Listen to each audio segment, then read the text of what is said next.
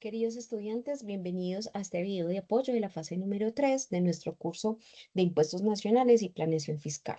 Desde nuestra Escuela de Ciencias Administrativas, Contables, Económicas y de Negocios, les habla su docente Luz Cáceres. Para esta fase número 3 tenemos dos momentos, uno individual y otro colaborativo. En relación a la actividad individual, la primera recomendación es realizar una lectura de esos ejes temáticos de nuestra actividad número 3.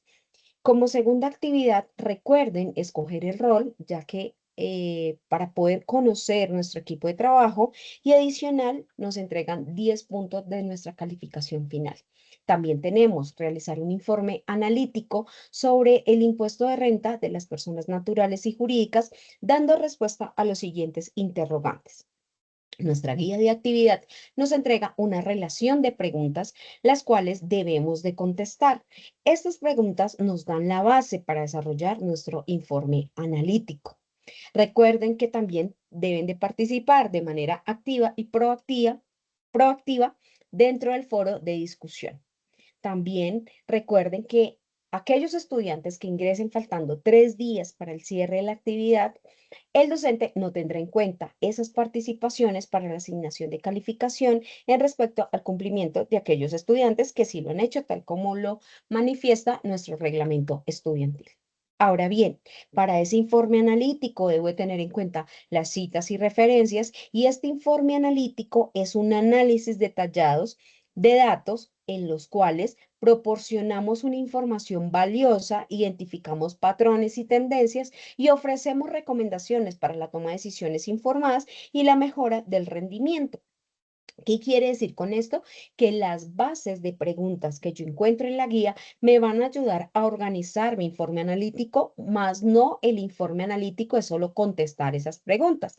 Entonces, ustedes tendrán que dar recomendaciones para la toma de decisiones en relación a la declaración de renta como persona natural, como también de las personas jurídicas. Recordemos cada uno de los roles y de las actividades que tiene que desarrollar cada uno de los estudiantes en esta actividad colaborativa. Ahora bien, en esta actividad colaborativa vamos a desarrollar una declaración de renta de persona natural del señor Carlos Angarita Muñoz del año gravable 2024. Para esto, el ejercicio nos entrega el nombre del señor y el NIP. También nos da la siguiente información, que para el 2023 se le hizo una retención de 8.123.000 y que el señor es la primera vez que declara renta.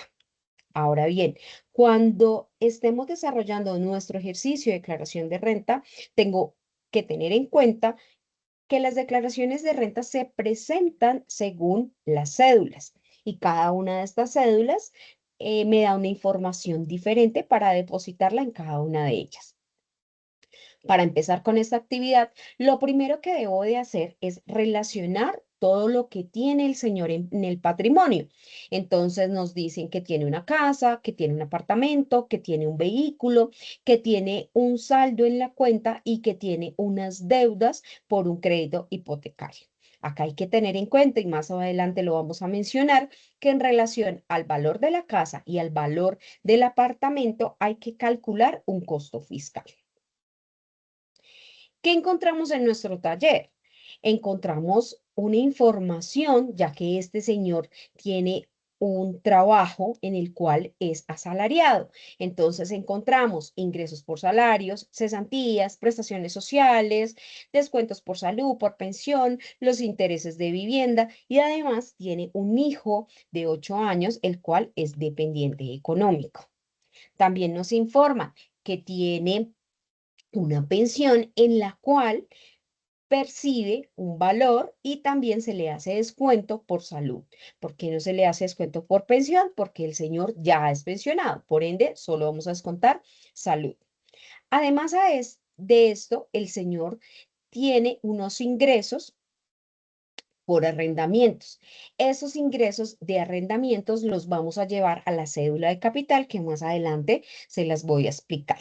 Para esto, el señor para poder arrendar ese apartamento o esa casa, le generaron unos ingresos, pero él tuvo que pagar lo que es la comisión a la agencia de arrendamientos, pagar la administración de la propiedad horizontal y el impuesto que pagó por ese arrendamiento el año anterior.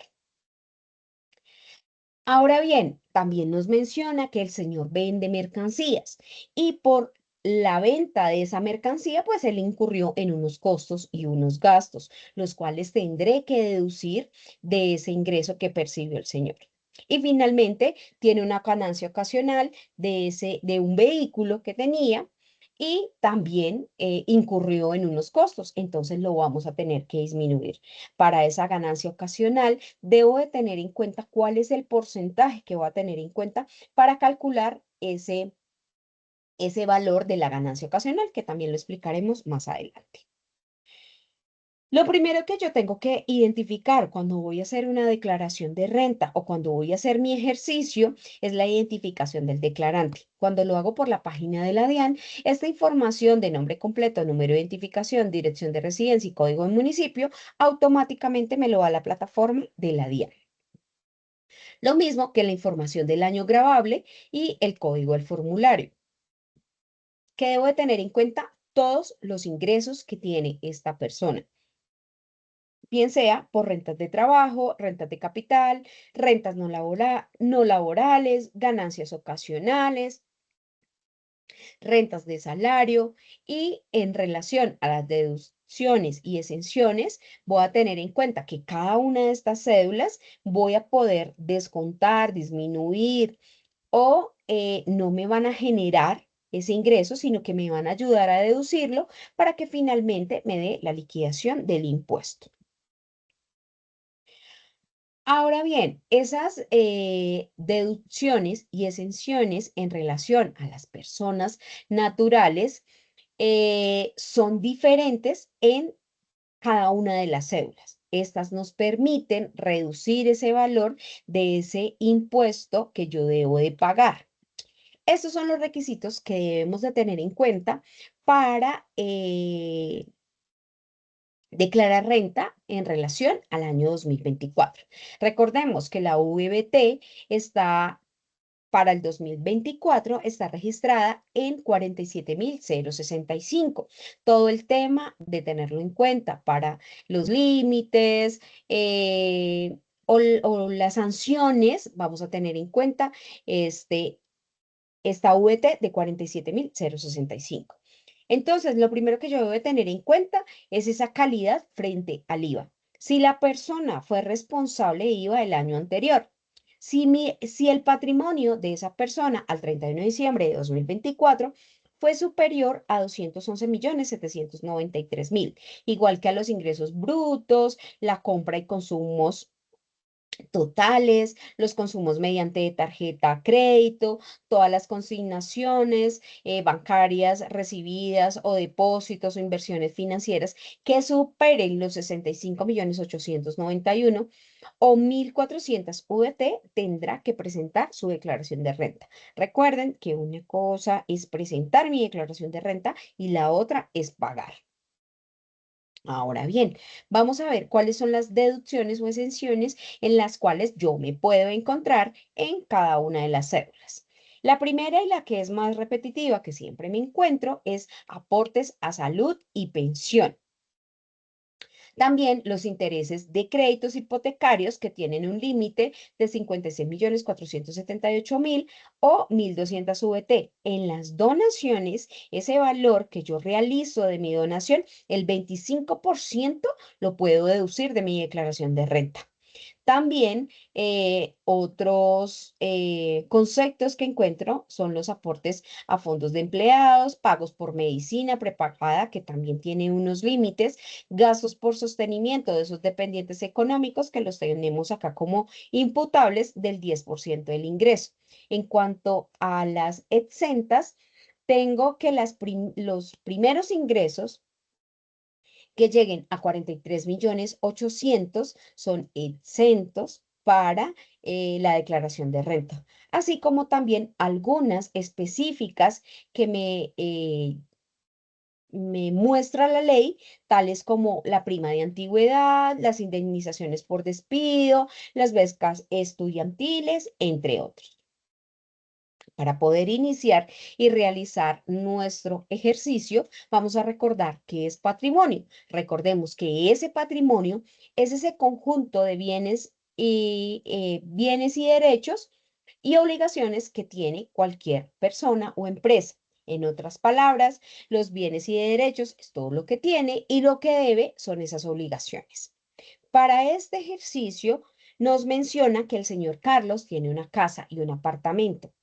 Para eso, según el decreto 00174 del 2025, nos habla de un reajuste fiscal que es del 10,97. ¿Qué vamos a hacer con esos valores que tengo de la casa y el apartamento? Voy a calcular el 10,97. Y mucho cuidado, chicos, con esta actividad. Solo para la casa y el apartamento. No se me vayan a confundir con los otros ejercicios o enunciados que nos habla la actividad. ¿Qué debemos de tener en cuenta en esos bienes? Pues todo lo que incluyen propiedades como casas, terrenos, vehículos, dinero en efectivo, inversiones, inventario, maquinaria. Aquí el señor nos dice que tiene una casa, que tiene un carro, que tiene un vehículo y que tiene por allá plática guardada en Bancolombia. Entonces, eso lo vamos a tener en cuenta como esos activos. En relación a los derechos, son las cantidades que otras personas o empresas nos deben, como cuentas por pagar, pagos anticipados, y las obligaciones son todas aquellas que yo le debo a otras personas. Cuando hablamos de esas deudas, también conocidas como pasivos, pues representan esa cantidad, ese valor que yo tengo que pagar en un futuro. Ejemplos que encontramos, por ejemplo, los préstamos bancarios, las hipotecas, las tarjetas de crédito, las cuentas que yo tengo por pagar a proveedores. Para esto, tengo mi patrimonio líquido. ¿Cómo calculo el patrimonio líquido o patrimonio neto?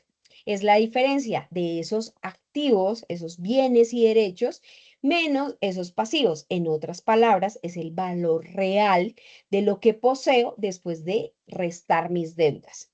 Tengo mis activos, 100 millones, y mi pasivo, 50 millones. Eso quiere decir que mi patrimonio es positivo porque me quedan 50 millones. Pero si es al contrario, tengo mis activos, 50 millones, y mis pasivos, 100 millones, quiere decir que mi patrimonio está menos 50 millones de pesos.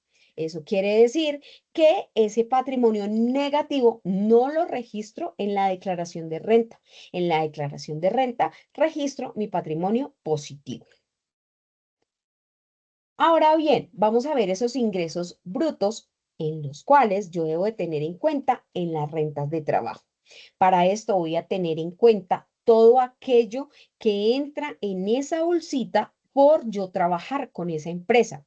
Salarios, cesantías, intereses de cesantías, primas, vacaciones, bonificaciones, honorarios, comisiones, servicios, todo aquello que me entra en esa bolsita. ¿Cómo voy a asegurar qué es lo que ingresa en esa cédula de salarios con el certificado de ingresos y retenciones? Allí se la pido a la empresa y la empresa me registra todo lo que me entregó en el 2024 y también lo que me pagaron por salud o por pensión, perdón, lo que me descontaron por salud y por pensión, que también lo debo de tener en cuenta en esta cédula de ingresos de trabajo.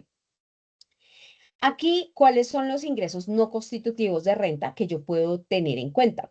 Todo lo que tiene que ver con indemnizaciones, todos aquellos apoyos económicos que no son reembolsables o que son condonados, otorgados por el Estado para programas educativos.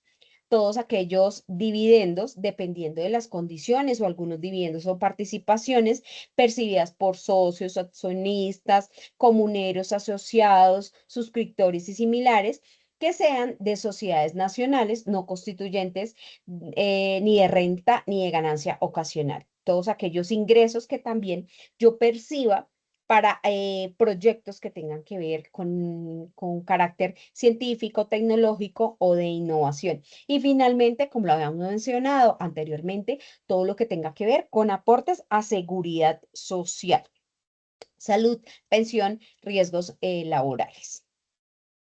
Ahora bien, para poder calcular la renta líquida, lo que voy a hacer es tomar mis ingresos brutos menos mis costos, menos mis deducciones. Esta fórmula que vamos a hacer, que vamos a ver acá, nos sirve para poder calcular todas las cédulas que encontramos en nuestro ejercicio. ¿Qué son la renta exenta? Para esta cédula de salarios, el artículo 100. El artículo 206, perdón, del Estatuto Tributario nos habla de ese 25% del valor total de los pagos laborales que yo reciba de mis ingresos como salariado.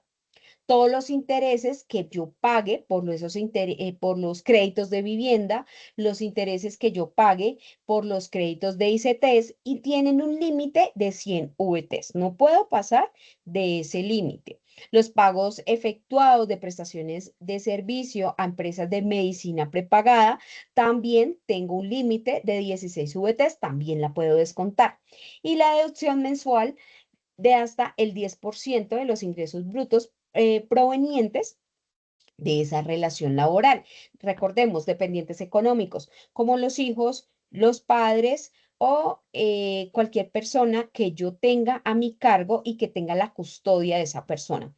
Para hijos hasta 18 años, hasta los 24 años que estén estudiando y los padres que no tengan ninguna clase de ingresos ni que tengan pensión. Y también tengo un límite, 32 VTs. Ahora vamos con esta fórmula para poder calcular mi liquidación. Tomo los ingresos obtenidos por rentas de trabajo sin incluir dividendos y ganancias ocasionales. Resto los ingresos no constitutivos de renta para que me dé la renta líquida y luego descuento las rentas exentas y las deducciones especiales sin exceder el 40% de esa renta líquida. Vamos ahora con las cédulas de rentas por honorarios y compensaciones de servicios personales sujetos a costos y gastos y no a las rentas exentas del numeral 10 del artículo 206 del Estatuto Tributario. Por lo general, en esta cédula entran todos los ingresos por prestaciones de servicios personales, ya sea como profesionales independientes o contratistas.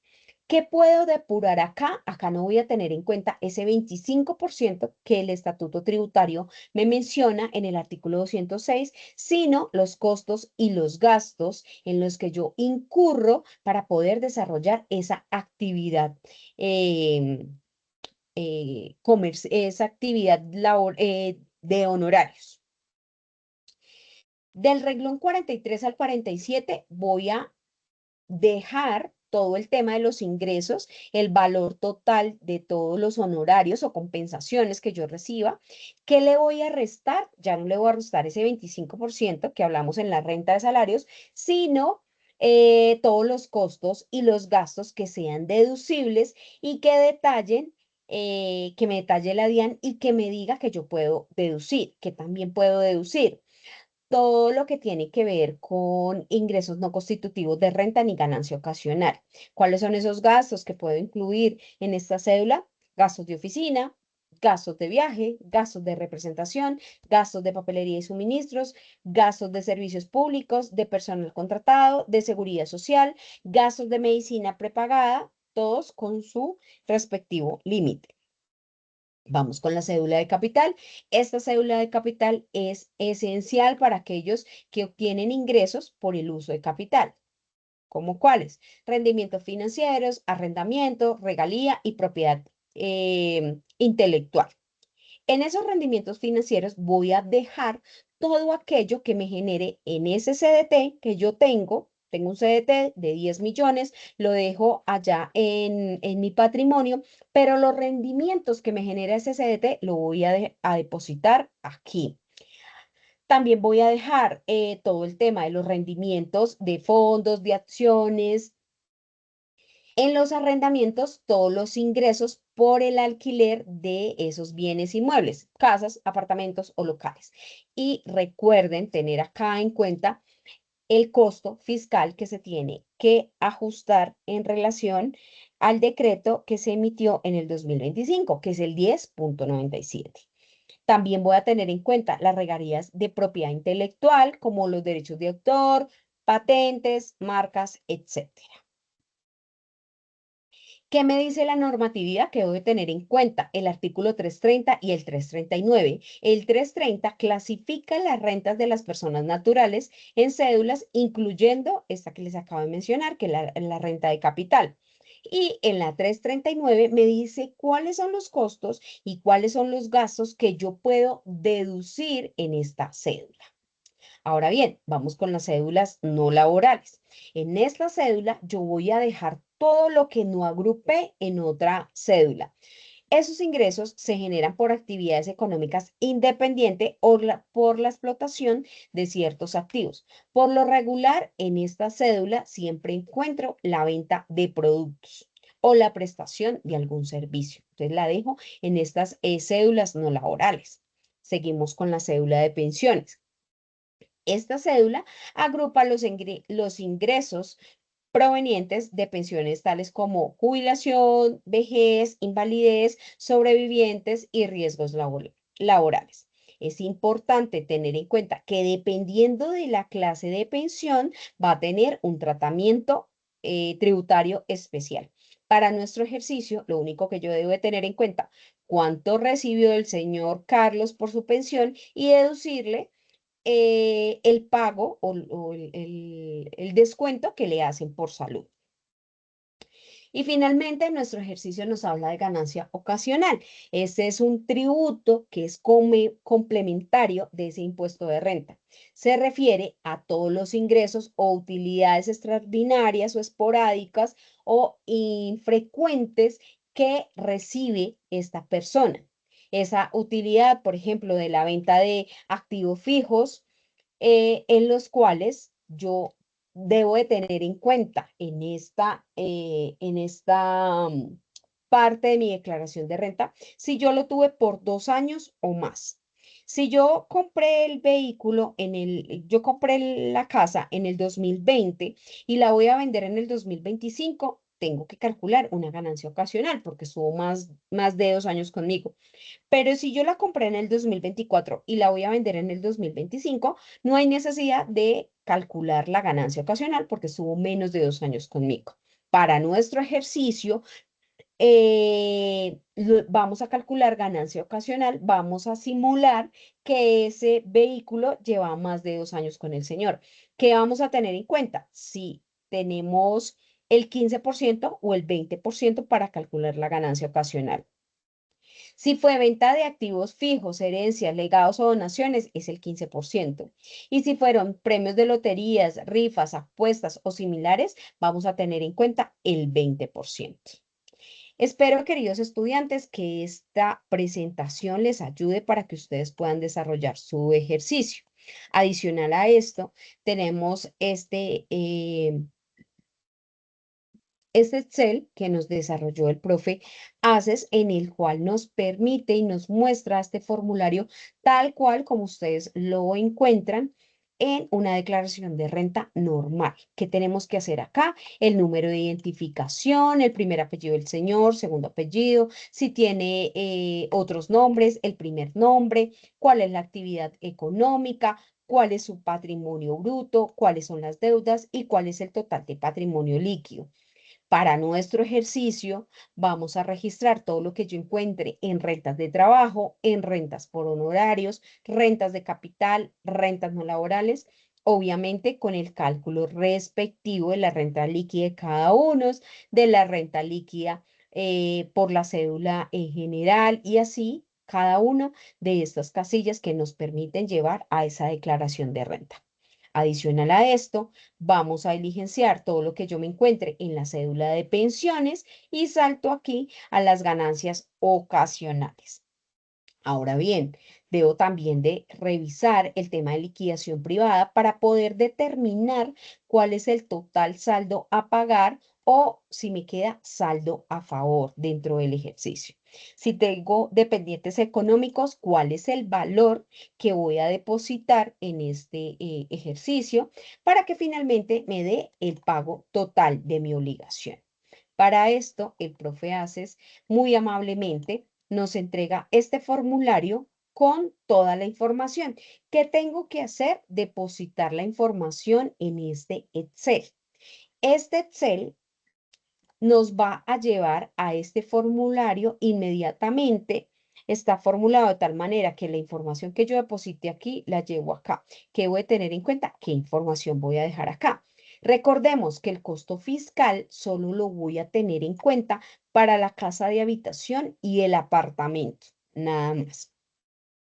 Aquí están cada una de las informaciones importantes para nuestro ejercicio: el patrimonio, las deudas y obligaciones, los ingresos laborales, rentas de capital, las rentas no laborales, la renta de pensión, y finalmente, el tema de dependientes económicos. Acá también el profe nos deja la tabla de impuestos para poder determinar cuál es el porcentaje que debe tener en cuenta para la declaración de renta de esta persona natural y el anticipo del año siguiente si amerita que yo lo deba calcular. Espero, estimados estudiantes, que esta actividad les sirva para el desarrollo de su ejercicio de la fase número 3 de manera colaborativa.